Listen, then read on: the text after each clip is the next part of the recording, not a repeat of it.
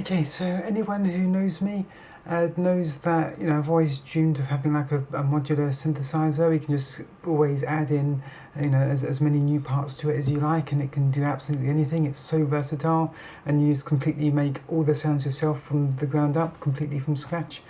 And when Reason 4 came out, that was with basically this here, Thor. It's a very nice, very nearly modular synthesizer. This is about as close as I'm likely to get, considering how how cramped it is where I live, and how it's actually much easier to make music in this than it would be with the actual hardware.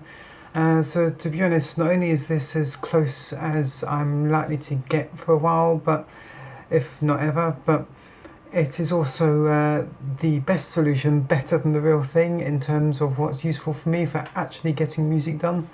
I mean, the actual tangible synthesizers make for nice toys or collector's pieces, but in terms of actually getting work done and making music, it's so much easier in software.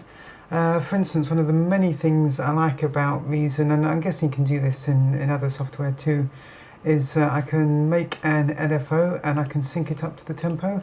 So say I've got a nice triangle wave, and we're syncing it to the tempo, and say I want to get that to control the oscillator. So the output of the LFO is going to the pulse width of the oscillator, and we're using a square wave. We know that's going to change the sound in a way that sounds quite nice.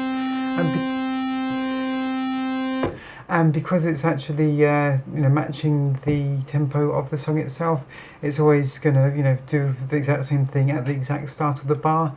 Or if you want to change it slightly, say 3 to 2, you can make it repeat every 2/3 of a bar, so it'll match up every 3 bars, I think it is. I'm not that good at maths, but you can get interesting patterns and things that way, rather than it being slightly out and you don't get it repeating at the times you want it to.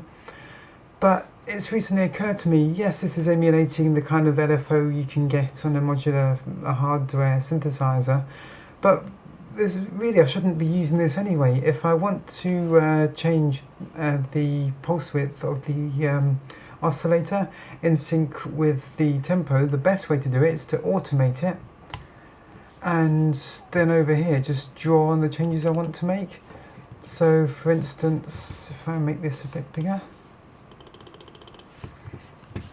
I can snap this to the bar, and then I can say, okay, I want it to be at 64, and then go all the way over here.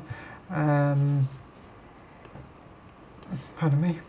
I want it to go all the way over there, and then all the way down over here, and then back to the middle again. And now I don't need anything over the top of it. And that's doing the exact same thing in effect than if I'd done it the other way with the LFO.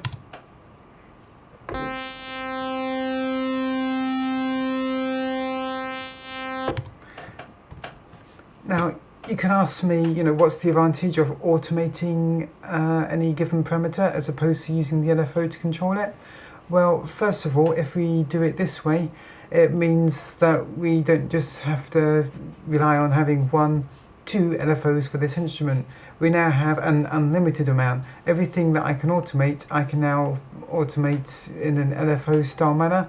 So it's basically like we've got a whole entire LFO for every single parameter. That's quite an advantage right there. That makes this immediately much better than having the real thing, an actual tangible synthesizer. I can sync up as many LFOs I want with different multiplications and divisions of the tempo of the song, or even other things instead. In addition to that, I can then say, well, yes, I want it to have this kind of frequency in general, but at this point right here, what I want to do is I want to halve it. So I'm going to join these clips together, and I'm just going to edit this. So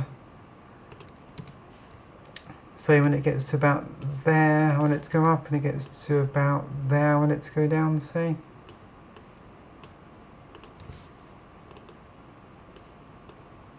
So now it's exactly half the width that it was before, maybe for here as well.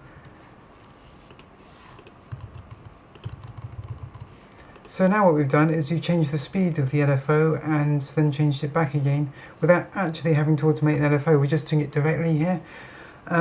So halfway through a song, you can say, right, I suddenly want to, make radical changes to the way this sounds.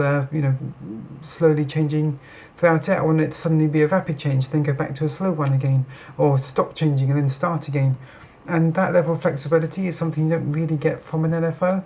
So really, the only thing I'd want to use the LFO for now is if that in turn is being automated, and you're getting into kind of almost like FM synthesis there, where you're letting your automation affect the rate of the LFO, and you're letting that in turn affect the rate of something else. If you're not getting to that level of complexity, you probably shouldn't be using LFOs. Just automate it.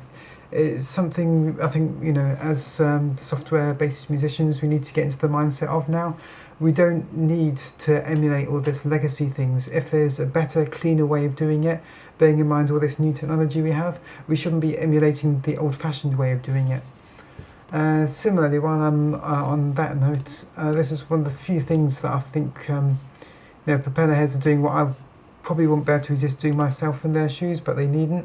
I mean, we've got a little LCD or LED screen here, and then we've got all of these little knobs, because the hardware has little knobs, because it costs money to make a touch screen, whereas especially as this is kind of roughly emulating, I think, the look and feel of an older Kai, like an Kai S1000, and those didn't have touchscreens because they didn't really exist back then. But now that it's all in software, we can actually make it a lot easier to use, which in all fairness they did with the next sampler. This is the equivalent of a touchscreen, even though it's all in software. There's no actual tangible screen. There's no components to buy. It doesn't cost any more money to emulate a touchscreen than to emulate a bunch of knobs, but it's much more convenient to use. So I just think we should be getting rid of these artificial constraints, these legacy restrictions that we used to have but don't have anymore, but we're emulating for the hell of it. We should emulate the good stuff and leave behind all of the legacy issues. And basically, all I wanted to say today really is just let's automate instead of using tempo-sync LFOs. It's much tempo-synchronized LFOs. It is much easier this way. It's much more flexible, and you get a lot more of them. So that's my tip for today.